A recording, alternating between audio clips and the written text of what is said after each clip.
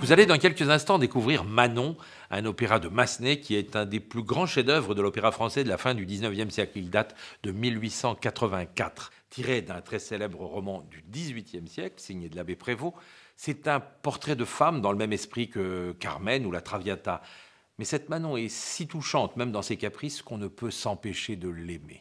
C'est bien d'ailleurs ce qui fera le malheur du pauvre Des-Grieux, qui la rencontre à Amiens, alors qu'elle descend de la diligence et qu'elle est encore, elle le chante bien joliment, tout étourdie. Hélas, Des-Grieux n'est pas seul à avoir été frappé par la jeune fille que son cousin Lescaut attendait pour la conduire au couvent. Un vieux beau un peu fêtard, Guillot, lorgne sur elle avec des yeux de limace et lui propose sa voiture. Mais Des-Grieux, avec la fougue de la jeunesse, la convainc plutôt de le suivre pour aller vivre ensemble leur amour tout neuf à Paris. Et les voilà partis, enlacés, elle et sa jolie voix aiguë de soprano couleur de ciel, et lui avec sa jolie voix aiguë de ténor couleur de miel. On retrouve au deuxième acte les Tourtereaux à Paris, dans un petit appartement où ils vivent d'amour et d'eau fraîche, un peu trop d'eau fraîche au goût de Manon, même si Des-Grieux veut l'épouser. C'est alors que le cousin de Manon, Lescaut, fait irruption flanqué d'un certain Bretigny pour la reprendre au jeune homme. Mais Bretigny, avec sa chaude voix de basse, puisque c'est un homme d'âge mûr, glisse discrètement à Manon qu'il est amoureux d'elle, qu'il est celui qui lui envoie des fleurs, qu'il est riche, et que de toute façon, le père de Des-Grieux va faire enlever son fils pour le ramener dans le droit chemin. Et c'est là que tout bascule. Manon, restée seule, décide d'abandonner son amant. « Adieu, notre petite table », chante-t-elle avec mélancolie, c'est-à-dire adieu aux rêves d'amour qui ne se nourrissent que de rêves. Justement, en revenant, Des-Grieux, qui la voit toute triste, la console en évoquant un doux rêve d'amour sur une musique caressante, mais c'est trop tard. On vient enlever Des-Grieux et Manon reste seule, pas pour longtemps, elle a choisi. C'est sur le cours La Reine, l'avenue élégante de Paris, qu'on retrouve Manon quelque temps après. Elle porte une toilette précieuse, elle est couverte de bijoux, entourée d'une foule d'admirateurs.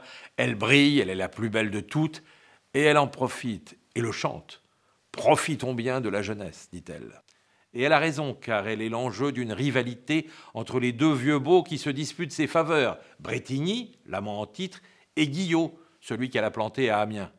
Celui-ci, pour séduire la belle, lui offre un divertissement royal. Il a fait venir les musiciens et les danseurs de l'opéra pour qu'ils jouent un divertissement en son honneur.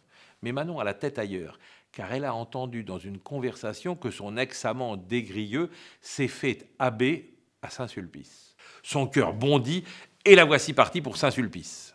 Des-Grieux y est en effet un abbé apprécié de ses paroissiennes, et en dépit des exhortations de son père qui tente de le convaincre de renoncer à ses vœux définitifs, il veut oublier Manon et sa douce image à travers la religion.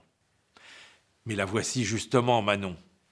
Les retrouvailles sont dans un premier temps orageuses, mais le charme de Manon opère toujours et la musique se fait caressante, sensuelle même.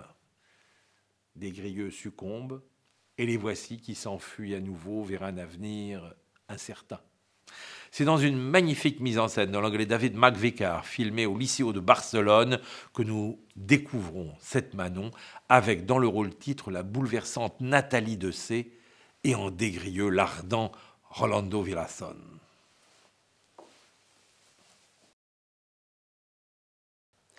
C'est dans une salle de jeu de l'hôtel de Transylvanie qu'on retrouve successivement le cousin Lescaut, le vieux Guillot et ses 3 dames de compagnie, et bientôt Manon et Des-Grieux.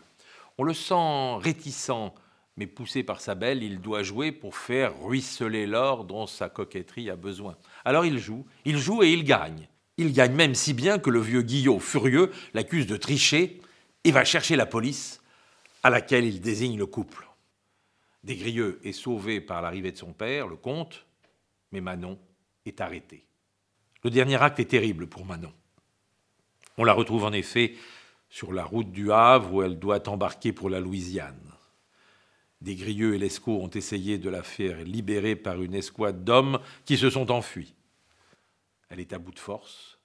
Lescaut parvient à soudoyer un garde qui ôte ses chaînes à la malheureuse. Des-Grieux peut la serrer un instant contre lui, un dernier instant, car elle meurt dans ses bras. Retrouvons Nathalie Dessay et Rolando Villazón pour la fin douloureuse de Manon, l'histoire d'une amoureuse à laquelle les illusions chimériques ont fait perdre son amour et sa vie.